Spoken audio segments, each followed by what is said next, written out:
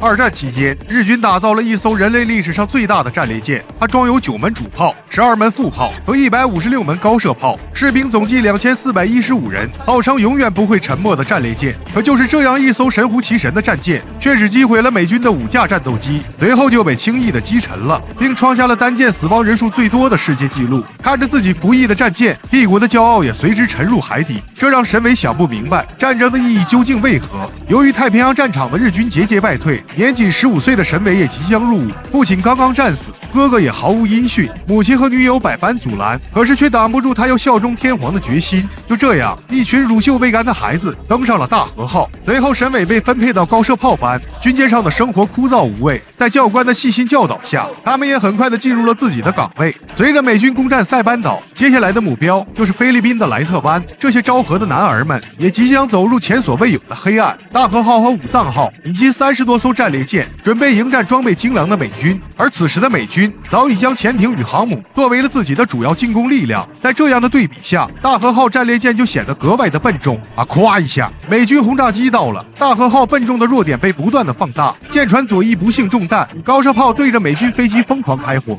可是却毫无作用，大炮接二连三的被摧毁，士兵也悲惨的被压在了炮下，指挥官也被当场击毙。蛋疼见状跳上了高台指挥，可下一秒，炸弹直接击穿了高射炮的装甲，炮台内部也变成了一片血海。接替指挥的蛋疼不幸被子弹击中，摔到了甲板上，左眼也被弹片击穿。士兵把他带到医务室，可是军医却说没有时间浪费在废人的身上。就这样，蛋疼也失去了他的左眼。在莱特湾的战斗中，日军联合舰队失去了大和号的姊妹舰武藏号、30艘小型战列舰和4艘航空母舰。联合舰队此时已是名存实亡。事后，他们举行了集体海葬。面对昔日的战友沉入大海，士兵们沉默了。蛋疼随后也回到了陆地医院治疗，病床上的他流下了不甘的泪水。而此时的美军丝毫没给日军喘息的机会。1945年3月10日，美军开始对东京街道进行轰炸，随后2天又对大阪投放了数以万计的燃烧弹。此时的日本国土早已是满目疮痍，可狼子野心的他们仍然没有放弃。海军司令部向大和号传令，让他们独自前往冲绳岛拦截美军。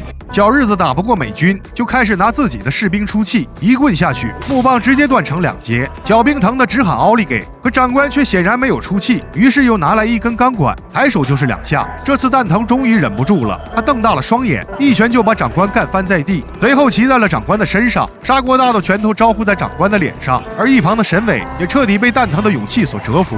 由于日军溃败，大和号被派往最后的防线冲绳岛，准备与美军展开最后的决战。大战即将来临啊！咵一下，战士们被送回了陆地，与自己的亲人们做最后的告别。沈伟回到家中，却是父母和哥哥的遗照。原来在不久前，美军轰炸了这里，母亲为了保护沈伟的女友，死在了炮火之下，女友泪流满面。她不想让沈伟再次回到战场，因为现在的他除了沈伟，没有任何人可以依靠。但这个昭和的男儿心里的念头只有一个，就是要与大和号共存亡。另一边，蛋蛋来到医院，找到了还在养伤的蛋疼，看到蛋蛋满眼的不舍，这对患难与共的好兄弟也即将阴阳两隔。蛋蛋走后，蛋疼似乎也听到了大和号的呼唤啊！咵一下，蛋疼找到了自己的心上人，把所有的财物都留给了女人。女人明白这一次见面可能也是2人最后的诀别，于是不舍得紧紧拥抱在一起。长田的母亲在雪中与儿子告别，面对母亲满脸的不舍，长田最终还是选择了转身离开。可母亲又在一遍遍地喊着儿子的名字。这个在战场上多次与死神擦肩而过的男人，再也无法抑制内心对母亲的不舍，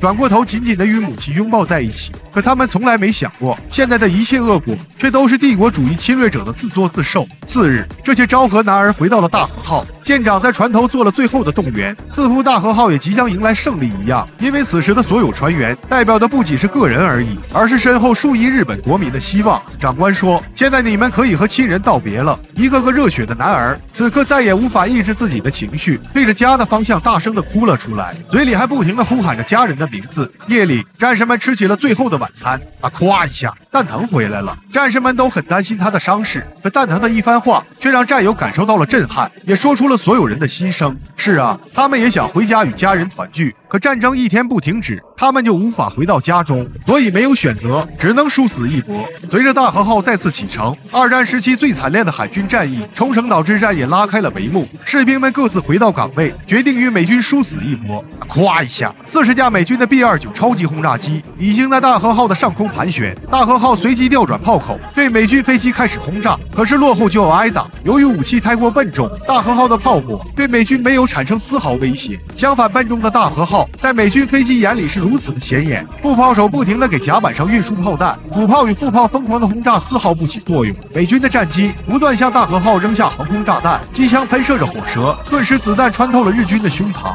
此时大和号早已腹背受敌，一架战机投下炸弹，直接炸毁了大和号的通信系统，通信室立刻燃起了熊熊大火。沈伟和战友们架着高射炮疯狂反击，但随着美军飞机的逼近，甲板上的士兵也不断的牺牲，大和号上顿时血流成河。祸不单行，大和号的装甲不幸被导弹击中，甲板上的士兵在冲击波的作用下死伤无数。这时的高射炮只剩下沈伟3人，医务室里也早已人满为患。大和号的左舷也开始进水，舰长急忙下令向右舷注水，尽量保持船身的平衡。随着美军的狂轰乱炸，甲板上的士兵早已所剩无几，船身也产生了剧烈的倾斜。此时舰长不得已下令大和号立即返航，可大和号船身倾斜严重，战士们都纷纷跳入了海中。或许只有这样，他们还能有一丝活下去的机会。这时的沈伟已经杀红了眼，还在继续战斗，他要誓死与大和号共存亡。蛋疼见状，从怀里掏出了宝贵的匕首，塞进了他的怀里，随后便把沈伟推进了海中。战士们看着他们引以为傲的大和号沉入海底。沈伟在海中见到了西哲，此时的西哲早已精疲力尽，在生命的最后一刻，西哲嘱咐要照顾好自己的母亲，随后便无力地沉入了大海。但此时的沈伟也好不到哪儿去，蛋疼将他绑到了绳子上，可是谁能想到他又向大和号游了回去。随着大和号的沉没，耗时3年0 8个月的太平洋战争以日军失败而告终。侥幸逃生的沈伟回到了祖国，得知冲绳岛战役后，美军就向广岛和长崎投放了原子弹，他也在这里见到了女友的最后一面。1945年8月15日，日本宣布无条件投降，而沈伟也只是无数日本普通民众的缩影而已。他们在战争中失去了朋友、兄弟和亲人，但这一切的恶果却都是侵略者贪婪的欲望所导致。对此，小编只想说一句：说书唱戏劝人方，3条大路走中央，善恶到头终有报，人间正道是沧桑。